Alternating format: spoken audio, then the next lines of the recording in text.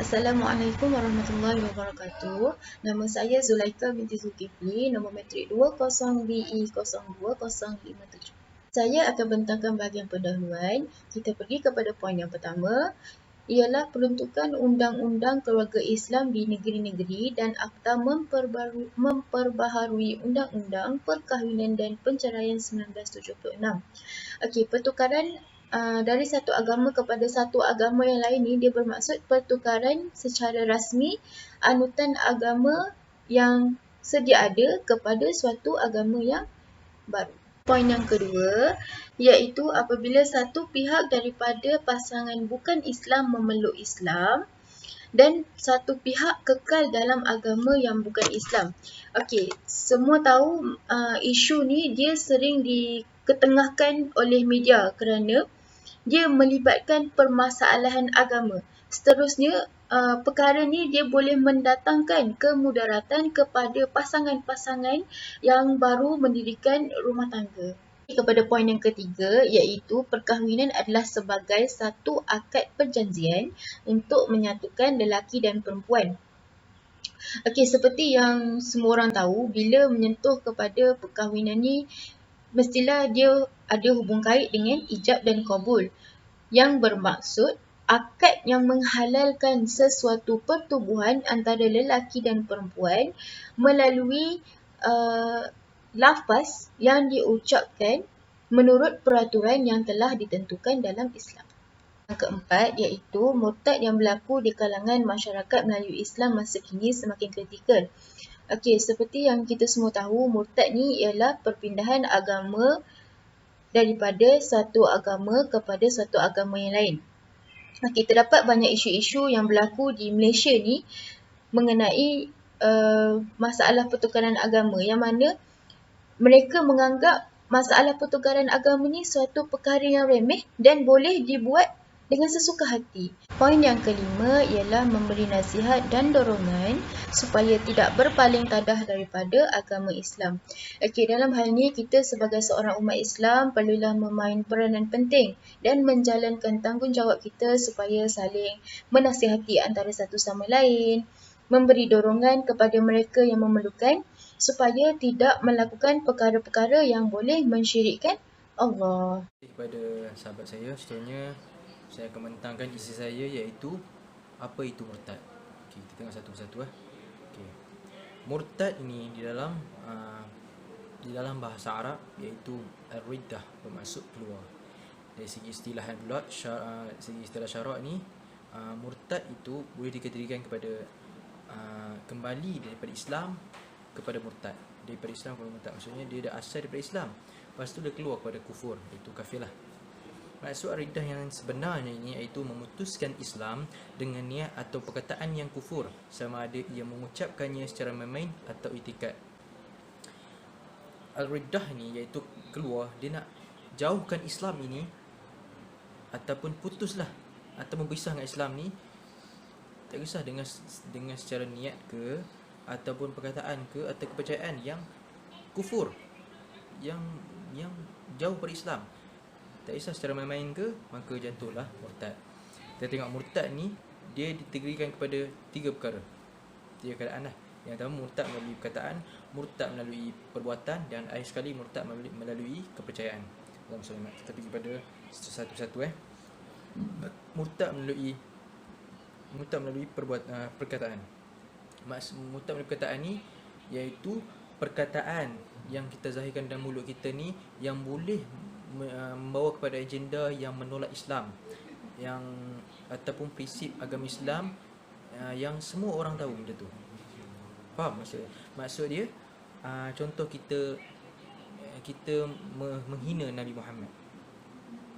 Kita hina Nabi Muhammad depan orang, dan orang tahu benda tu tak baik, dan kita niat kita ialah kita saja-saja, maka hukum dia jatuh murtad. Kita tengok seterusnya, iaitu murtad melalui perbuatan. Murtad perbuatan ni iaitu ialah perbuatan ataupun tingkah laku kita yang boleh membatalkan iman kita, maka seseorang itu boleh berlaku, boleh menjadi murtad, boleh berlaku akan menjadi murtad. Sebab apa? Sebab tingkah laku kita ni ada kena-mengena dengan apa yang kita buat. Contoh, kita sembah berhala. Orang nampak benda tu, orang tak nampak niat kita hanya olok-olok, maka jatuh murtad. Dan yang terakhir sekali iaitu murtad melalui kepercayaan.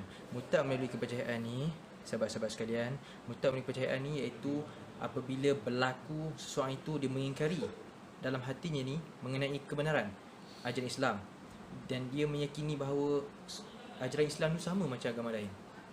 Yang sinonim yang orang cakap iaitu pluralism lah, iaitu dia membandingkan agama Islam dengan agama yang lain, agama-agama yang ada yang orang anuti. Jadi macam mana kita nak tahu, nak aspek dia ni orang Islam yang murtad. Jadi pihak yang berkuasa mesti mensabitkan murtad itu yang perlu mesti mempunyai unsur yang penting.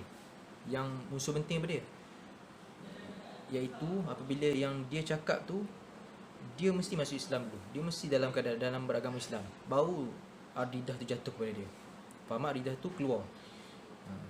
Baru jatuh murtad kepada dia bila mana dia masih dalam Islam. Kalau dia bukan Islam, itu bukan aridah namanya. Dia bukan keluar, dia memang dah jadi murtad. Macam orang munafik. Orang munafik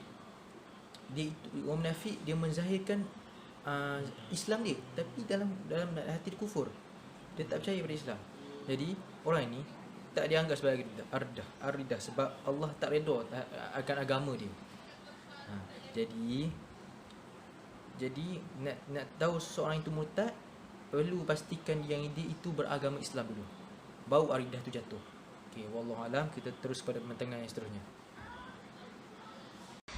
Okey, bismillahirrahmanirrahim. Assalamualaikum warahmatullahi wabarakatuh. Nama saya Amira binti Amir. Nombor matrik 20BE 02-004. Okey, saya akan menerangkan tentang status perkahwinan suami dan isteri selepas salah seorang daripadanya murtad, iaitu pasangan antara suami ataupun isteri murtad. Okey, yang pertama, tidak sah sebuah perkahwinan sekiranya salah seorang pasangan tersebut bukan beragama Islam. Okey, yang di sini jelas yang bahawasanya agama Islam telah menetapkan syarat sah untuk berkahwin itu adalah hendaklah kedua pasangan tersebut beragama Islam. Okey, itu jelas. Okey, yang kedua, mengekalkan keislaman pada selepas dan sepanjang perkahwinan. Okey, yang ini juga jelas bahawasanya keislaman seseorang tu bukan sahaja pada hari pernikahan tersebut berlaku, malahan hendaklah dikekalkan pada selepas perkahwinan dan sepanjang perkahwinan tersebut. Okey, yang ketiga, terbatal pernikahan sekiranya pasangan suami isteri mengaku murtad. Okey, ini adalah jawapan untuk status suami isteri selepas pasangan murtad. Di sini Islam kita secara tidak langsung automatik perkahwinan tersebut akan terbatal, kerana kita berbalik pada poin yang pertama, syarat sah perkahwinan itu adalah hendaklah pasangan tersebut kedua-duanya beragama Islam. Okey, sekian, terima kasih. Assalamualaikum. Bismillahirrahmanirrahim. Nama diberi Muhammad Zahiri bin Syafi'i. Nombor matrik 20BE 02065. Baiklah, seterusnya berkenaan status perkahwinan setelah kembali kepada Islam.